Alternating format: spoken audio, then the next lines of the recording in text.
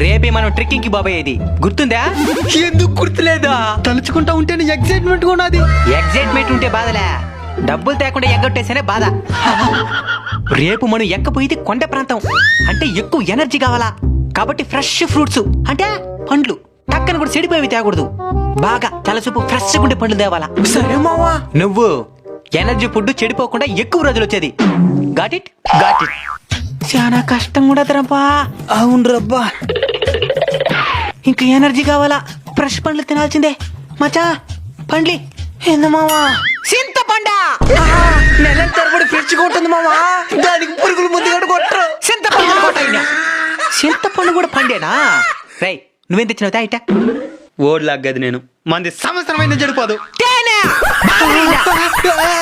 మీతో కూడా ట్రెక్కింగ్ వచ్చాను చూడు, నాది బుద్ధి తక్కువ పని.